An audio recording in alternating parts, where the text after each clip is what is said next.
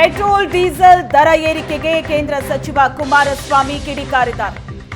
ಸರ್ಕಾರದ ದುರಾಡಳಿತದ ವಿರುದ್ಧ ಜನರೇ ದಂಗೆ ಏಳಬೇಕು, ಜನರಿಂದಲೇ ವಸೂಲಿ ಮಾಡಿ ಜನರಿಗೆ ನೀಡೋದಕ್ಕೆ ಮುಂದಾಗಿದ್ದಾರೆ. ಬಿಜೆಪಿ ಜೆಡಿಎಸ್ ಪ್ರತಿಭಟನೆ ಮಾಡೋದಕ್ಕಿಂತ ಜನ ದಂಗೆ ಏಳಬೇಕು, ಪ್ರತಿಭಟಿಸೋ ಮೂಲಕ ಸರ್ಕಾರವನ್ನ ಎಚ್ಚರಿಸೋ ಕೆಲಸ ಮಾಡಬೇಕು. ಆದಿಚುಂಚನಗಿರಿಯಲ್ಲಿ ಕೇಂದ್ರ ಸಚಿವ ಎಚ್.ಡಿ. ಕುಮಾರಸ್ವಾಮಿ ಹೇಳಿಕೆ ನೀಡಿದ್ದಾರೆ.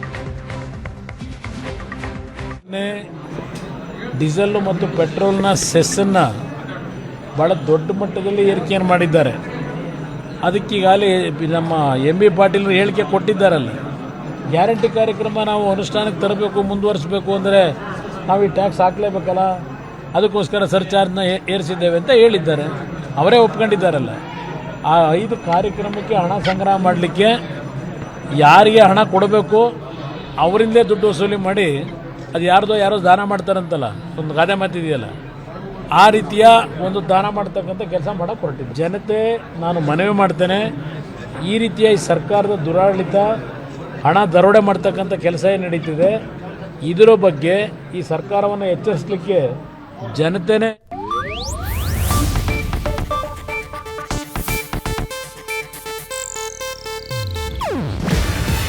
ಇದು ಏಷ್ಯಾನೆಟ್ ನ್ಯೂಸ್ ನೆಟ್ವರ್ಕ್ ಪ್ರಸ್ತುತಿ. ನೀವು ನೋಡ್ತಿದ್ದೀರಾ ಏಷ್ಯಾನೆಟ್ ಸುವರ್ಣ ನ್ಯೂಸ್.